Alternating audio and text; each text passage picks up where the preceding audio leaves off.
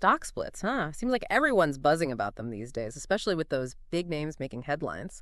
So let's take a deep dive into this, shall we? Figure out why companies even bother with this whole stock split thing and what it actually means for investors, for us. Yeah, definitely a hot topic. And I see why people might get the wrong idea, think it's some kind of shortcut to big bucks. But it's not that simple. Right. Right. It's got to be more than meets the eye. So before we get into the nitty-gritty, the why, can we back up a sec? Just for those who might not be entirely sure what happens when a stock splits. Absolutely. Think of it like this. You've got a company, and all its shares are represented by this giant cake, right? Yeah. Now, with a forward stock split, they're basically taking that big cake and cutting it into, well, more slices. Each slice is going to be smaller, sure, but it still represents the same underlying piece of the company. So more slices, smaller size, but the same cake overall. Gotcha. Is that what's going on when you hear about, say, a 2-for-1 split? Exactly. In a 2-for-1 split, every single share that exists gets swapped out for 2 brand new shares. And each of those new shares is worth half the original price. Now, you've also got the reverse stock split, where a company basically does the opposite, merging those slices back together. So you end up with fewer slices, larger slices, but still the same amount of cake in the end. Okay, keeping up so far. But why go through all that? What's the strategy behind all this cake slicing and dicing? Well, there are a few reasons why a company might decide to split their stock. One big one is accessibility. You mean like making it easier for more people to invest? Exactly. A lower share price can be way more appealing to individual investors, especially those who are just starting out. Let's be real. It can be a little intimidating shelling out, say, $500 for a single share, even if it's technically the same investment as buying at $50. Yeah, no, I get that. Never thought of it that way. But what about, like, the actual trading part of it all? Does a stock split change how easy or hard it is to buy and sell those shares? So accessibility, right. But you were saying something about stock splits impacting trading, too. What do you mean by that? Right. It all comes down to liquidity, basically how easy it is for those shares to, change hands. And a stock split, it can really boost liquidity, get more buying and selling action going. Okay, so, like, a busy market with tons of buyers and sellers, things just move smoother. Prices probably stay a bit steadier too, right? Exactly. Higher liquidity usually means less volatility. You're not going to see those share prices bouncing all over the place.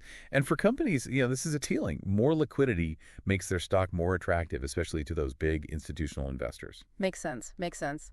But, okay, let's talk about the big question, the one everyone's wondering. Do these stock splits actually, make my investments worth more? The million-dollar question. And that's where a lot of the hype around stock splits, it kind of falls apart. Here's the thing. A split, it doesn't magically create new value. It's more about rearranging the value that's already there. So not like finding a hidden treasure chest buried in your backyard then? Not quite, no.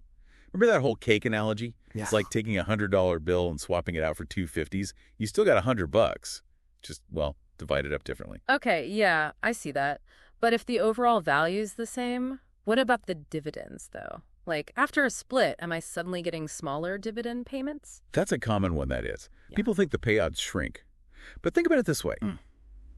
The company, they're still paying out the same total amount in dividends. But now that amount, it's divided up among a larger number of shares, right? Yeah. It's like if you sliced up your birthday cake into more pieces, you're not getting less cake, just a smaller slice. So my dividend income, it's not actually shrinking, just getting split up differently. Okay, good to know.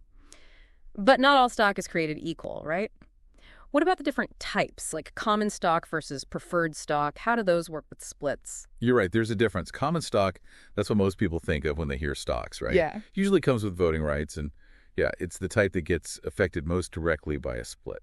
Preferred stock, on the other hand, it often comes with its own perks, like those fixed dividends. And the rules about splits, they can be different. So if I'm holding preferred stock, I might not see the same changes in my portfolio as someone with common stock. Yes, exactly. The impact of a split on preferred stockholders, it really varies. Depends on the specific terms attached to those preferred shares. It's always smart to, double check the details of your investment if you're not sure. Can't hurt to be sure. Okay, so we've covered how these stock splits work, how they mess with things like liquidity, dividends, all that. But what about in the real world? What's the impact on the average investor out there? So we've really gotten into the nuts and bolts of these stock splits. But at the end of the day, what does it all mean for the average investor? Like, if my portfolio is not suddenly bursting at the seams, why should I even care about this stuff? That's a really good question. It gets the heart of why understanding this whole stock split thing is important. Because, yeah, they don't directly translate to more money in your pocket, Yeah. but they can definitely influence how investors see a company. And that can affect how the market reacts. You know what I mean? So it's kind of like it's more about psychology than actual tangible gains. In a way, yeah. Think of it like this. You're interested in a company, maybe thinking about investing, but that share price, it's a bit steep. So a stock split happens. Now, nothing's really changed about the company itself, but suddenly that investment, it just feels more, I don't know, more doable. Yeah, like a mental hurdle you got to get over. A lower price tag, even if it's technically the same piece of the pie, just makes you want to reach for your wallet. Exactly. And that right there, that increased demand, that can actually push the share price up, at least for a bit. Of course, no guarantees, right? And it's important to remember, stock splits, they're just one piece of a much bigger puzzle when it comes to investing. Right. So no get-rich-quick schemes with these stock splits. Definitely not. But hey, understanding what they are, why companies do them, it all helps you see the bigger picture of the market, right? Helps you make smarter decisions about where you put your money, decisions based on a company's actual value, its long-term potential. Now, that's what I like to hear. But before we wrap up, there's one more thing I've always wondered about. What happens when a split leaves you with, like, a fraction of a share? What do you do with half a share of something? That's a good question, and a really practical one a lot of investors have. So when a stock split ends up with those fractional shares, companies usually have a few different ways of handling it. Sometimes they'll give you a cash payout for those little bits of shares, like a mini bonus, right? Okay, yeah, I'll take a bonus, even a mini one. What else can happen? Another option is something called a fractional share program, if your brokerage offers it. Basically, it lets you actually own and even trade those tiny pieces of a share. And then sometimes, some companies just keep things simple. They'll round up or down to the nearest whole share. So depending on the company, I might get a little extra cash, I might end up owning a fraction of a share, or they might just round things off for me. Gotcha. Makes sense. Exactly. And it never hurts to, double check with your brokerage or the company itself just to be clear on how they handle those fractional shares. Good advice. So, big picture, we've learned that stock splits are definitely interesting, right? They're a part of how the market works, but they're not some magic wand you wave to make money appear. It's more about accessibility, how investors see a company and all those behind-the-scenes market forces, rather than, like, instant wealth creation. Well said. Understanding the ins and outs of stock splits, it helps you cut through the noise, make decisions based on what really matters, a company's true value and its potential down the road. Couldn't have said it better myself.